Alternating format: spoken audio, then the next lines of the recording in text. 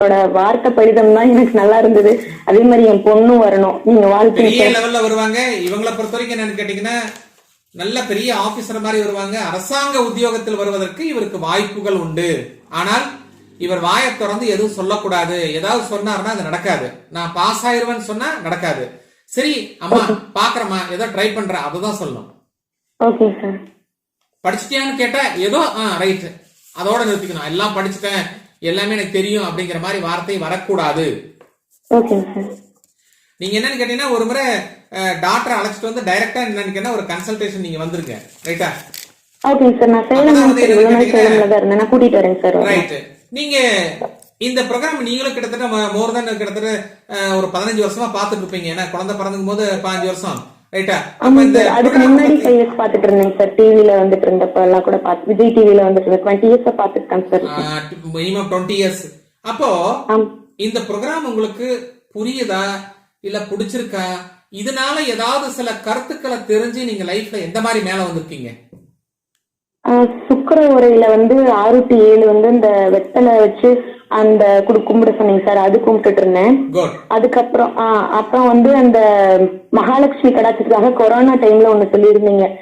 ஒரு சொம்புல தண்ணி, பச்சை கற்பூரம், கிராம்பு இதெல்லாம் போட்டு அந்த ஒரு மந்திரம் சொல்லியிருந்தீங்க. அதுவும் சொல்லிட்டு இருந்தேன் சார். அது கொரோனா டைம் ஃபுல்லாவே அது பண்ணிட்டு இருந்தேன்.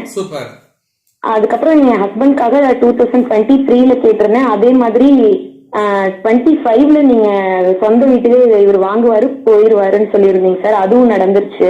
மிக்க மகிழ்ச்சி, மிக்க மகிழ்ச்சி. மேரேஜ்க்கும் நான் உங்ககிட்ட பிளஸிங் வாங்கினேன் நானு.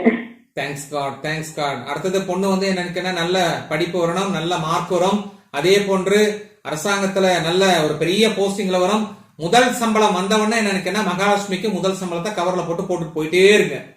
கண்டிப்பா சார். தேனியில போயிட்டு கண்டிப்பா மகாலட்சுமி கோயில்ல போயிட்டு அவளோட முதல் சம்பளத்தை ஃபுல்லா கொடுத்துறேன். சுபம் நடக்கும். 6 மாதத்திற்கு ஒரு முறை திருமண காலகட்டம் வரை 6 மாதத்திற்கு ஒரு முறை என்னன்னு கேட்டா முப்பெரும் தேவியார் அவங்கள பாத்துட்டு போக சொல்லுங்க. போதும், சூப்பரா இருக்கு. முப்பெரும் தேவியாருக்கு 3 மாலையை போட்டு ஓகே அன்னைக்கு சாமியை கும்பிட்டு போக சொல்லுங்க.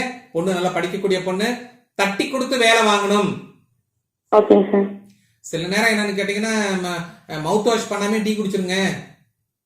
ஆமாங்க சார். சொன்னா எதுவும் கேட்க மாட்டேங்கிறா, கொஞ்சம் எதிர்த்துதான் பேசுறா. நானும் கோவப்படுறேன். ஆனா எனக்கே தெரியுது. மகசிவ சொல்றா, மங்சிங் நான் வண்டியில போகும்போதே ஸ்டார்ட் பண்ணும் போதே சொல்ல ஆரம்பிச்சிருன்னு சொல்லுவேன். அதெல்லாம் செய்வா ஒரு சில டைம். ஆனா நான் சொன்னா மட்டும்தான் அவ செய்வா. இல்ல இந்த பொண்ணுக்கு முதல் எதிரி யாருன்னு கேட்டா அம்மா அப்பா தான் முதல் எதிரி. அதனால நீங்க கொஞ்சம் இறங்கி போங்க மேடம், கொஞ்சம் இறங்கி போங்க.